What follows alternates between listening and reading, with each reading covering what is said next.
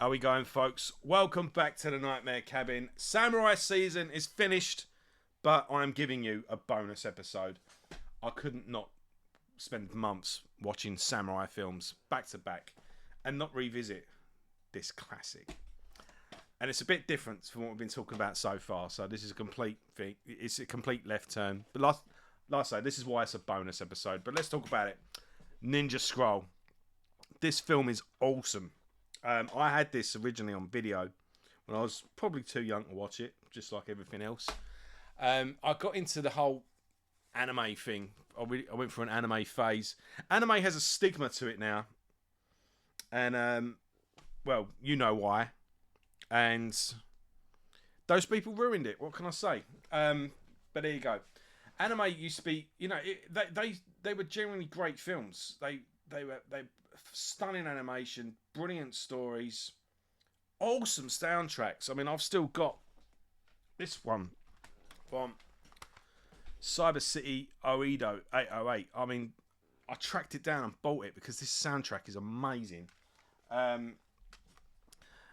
This is probably one of my favourites as well, actually, but we'll get into that. But yeah, the first one I bought was Street Fighter 2, the animated movie, and I used to get a hell of a big load of trailers at the beginning of all of them.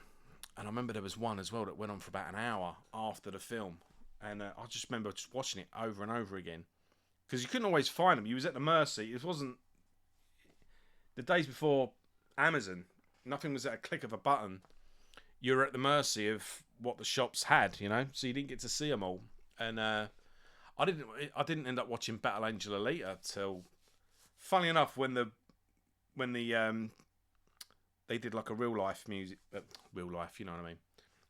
movie of it, and I ended up finding the original manga version on YouTube, and that was the only time I've ever seen it. But yeah, look. The classics are classics for a reason. So the big one is Akira. Behind that is Ghost in the Shell. But number 3 was Ninja Scroll. It's 94 perfect minutes. There isn't an ounce of fat. Not a second of your time is wasted.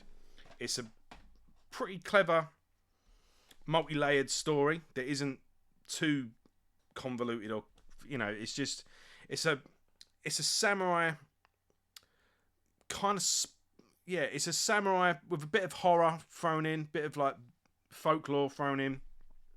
And there's a lot of twists and turns where you're part of it. So things are revealed as the characters find the things out as well. So what starts off as a plague going through a village, a samurai team is sent in to investigate what's going on, and they're ambushed and taken out. And, well, I've skipped ahead. We have a little intro track where a Ronin samurai is walking away from a village. He's set upon by 3 men. He kicks ass and walks off into the distance. So that's the setup. And yeah, the female from this ninja gang that have been ambushed is kidnapped and taken by this man that just looks like he's made of pure rock. And then he goes to, Grape, and the swordsman at the beginning is there and rescues her. They part ways once she's safe, and this rock creature comes back into it. Looks like when the fight is starting to go his way, all of a sudden he starts bleeding. The rock skin starts falling apart. We don't know what that's about. And then, yeah, he gets the upper hand and beats him. It's mentioned by when the woman first comes into it, but of course you don't notice it at the time, but she is the poison taster. It is then later revealed that she is just full of poison, and when the man is sexually assaulting her, he is being poisoned. So when he starts falling apart, it was actually caused by her. So he saves her life, but inadvertently she kind of saves his life as well. So he is then hired by this old man because this rock demon is one of 9 devils. So you've got these 9 people, and each of them have got a weird thing. So you've got the snake lady. When she's naked, she's like got a body tattoo, like the traditional Japanese tattoos of snakes, and that tattoo starts moving, and the snakes become real. When he grabs her, all of a sudden she just disappears, and he's got like a human snake skin in his hands. You've got looks like the leader. He's always communicating with these wires. He has wires in his mouth, and it's like a phone line. Or someone will just suddenly get shocked, and they'll have a wire wrapped around them, and that wire leads back to him, and he's sent the shock down. You've got a blind swordsman. You've got this guy that's got a beehive in his back, and bit by bit, demon by demon, he faces them and uses cool tricks to kind of use their strength against them in a way. It always kind of works out. He uses their strength, but also their weakness, if you know what I mean. He uses the Achilles heel, so to speak. But it's always really clever. There's always like a little twist. So he is hired by this old man who has a couple of tricks of his own up his sleeve.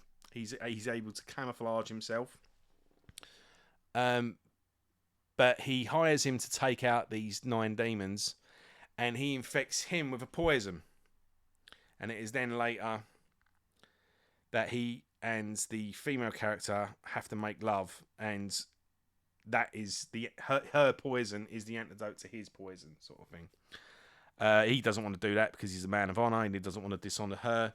But they end up falling in love anyway, and that goes on later on. And then the head boss is someone that he previously killed, who can reincarnate himself, where literally you can chop his arm off and he will pick it up and it will just reconnect and mold back together. And there's a really cool fight at the end where he says, I will kill you over and over again for eternity if I have to.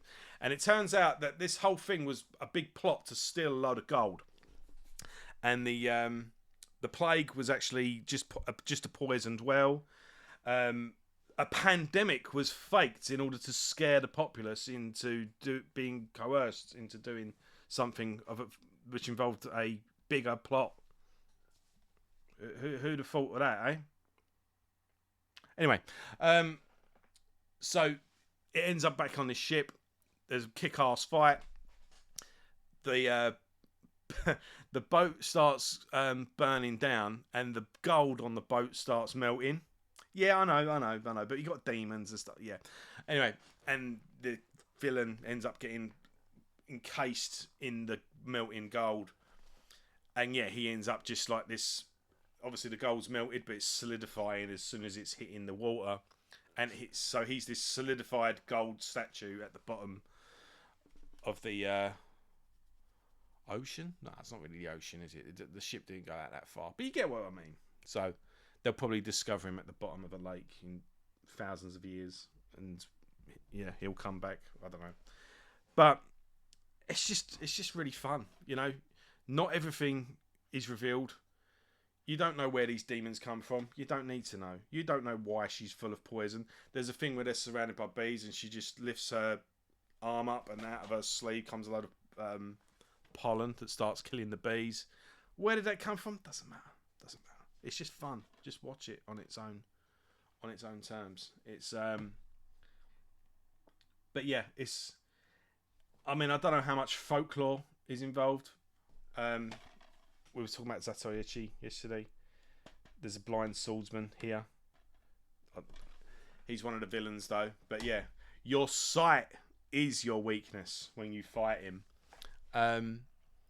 But yeah, I just wanted to watch this at the end as a bit of a palate cleanser, really. And I hadn't seen it in a long time. And it does seem to be getting a bit of a cult following. A couple of different podcasts have covered it in the last couple of years. And I've wanted to revisit it. So I thought this was the perfect time. And like I say, it's 94. Jam-packed. Gore. Kung fu action. Tricks, twists, turns, good bit of humour when needed, a nice tender bit at the end.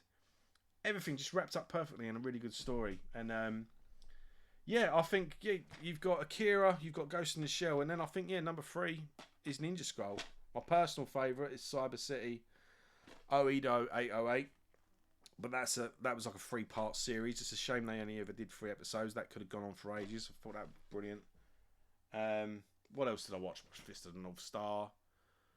I didn't really like Guyver. I didn't like it as much as I thought I would have. AD Police. Although I preferred the book of AD Police to the actual film. Golgo 13. Urotsuki Doji, less said about that the better. That was crazy, that one. Appleseed I really liked as well. I'm sure I'll think of one. But and then I kind of just moved on really. And then anime just got weird. But I kind of rediscovered my love for it really when I started reading Berserk. And then when I finished Berserk, I decided to get the Akira books and read the actual books that Akira is based on.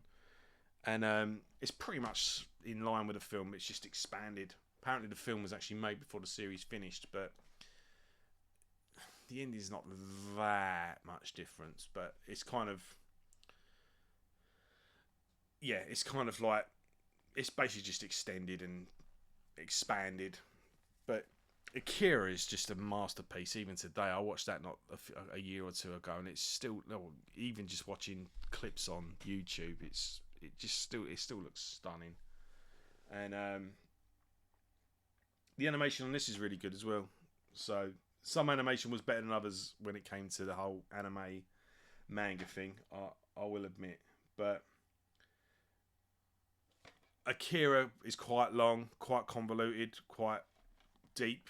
And as is Ghost in the Shell, although Ghost in the Shell is quite prolific and has aged quite well in terms of what it was getting at with its theme and narrative. But in terms of just entertainment and action, Ninja Scroll was the one. So, and I guess a bit of folklore and demonology or whatever is baked into the cake as well, but I don't know how accurate it is. But yeah. Well, there you go, folks. Now, Samurai season is well and truly finished. I might do the Masashi book review and the Vagabond review together when I finally finish it, but I'm not going to rush it. If you're really desperate to see that, leave a comment and I'll do it. But there's plenty of other videos covering that and a lot more comprehensively than I will. So, right, I hope you enjoyed Samurai season. It was a bit of a experiment for this channel, something a bit different. But I'm going on holiday now, and I'm having a break. But when we come back, the music will ensure, and we'll be back doing retrospectives. I've got part 2 of Testament to do. I'm going to be doing Ozzy and Dio. And a couple of other bands I've got in mind as well, but they're the 3 I want to do first. Doesn't matter what order I'm going to do them in, but they're the 3 I'm going to do before I do anything else. Excuse me. Plus, we'll carry on with Pantera Cast as well. Thinking of doing, maybe we'll do another Maiden Cast before the end of the year as well. Who knows?